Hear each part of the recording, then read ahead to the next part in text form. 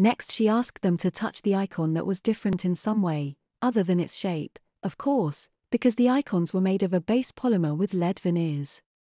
One of Karen's animal icons would either be in a different stance, or making noise, or behaving differently in some other way, while one of Ken's shape icons would change colors, shadings, patterns, or display shapes within shapes differently as the development exercises go on.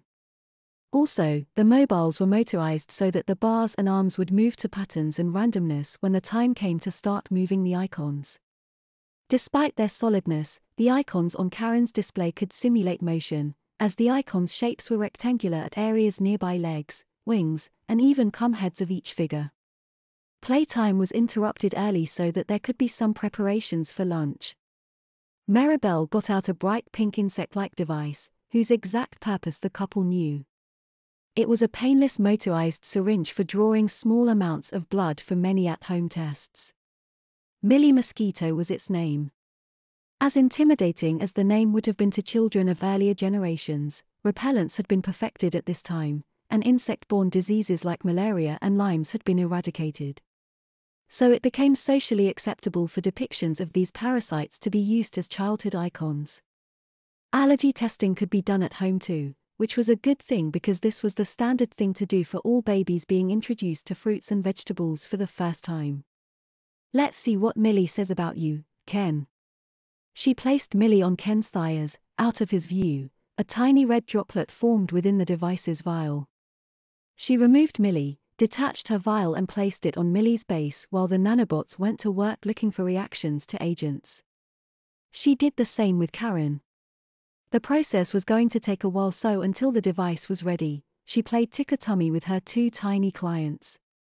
When the chime went off, she said, "Excuse me," and got her tablet out. RF interaction between devices had, of course, long since been the norm. Okay, Ken.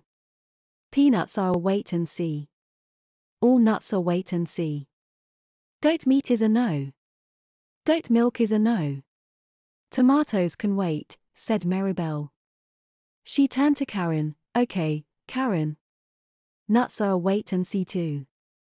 Expected at this age. Strawberries are numbers. Tomatoes are numbers.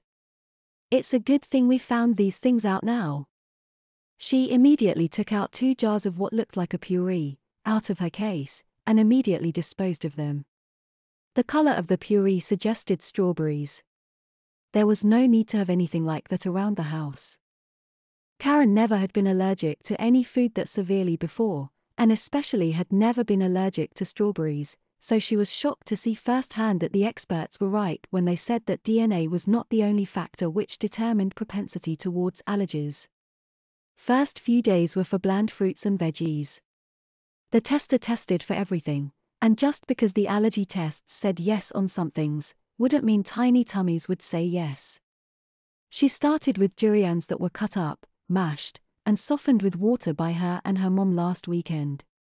Ken recognized the taste and asked, "I assume that you used fresh durians.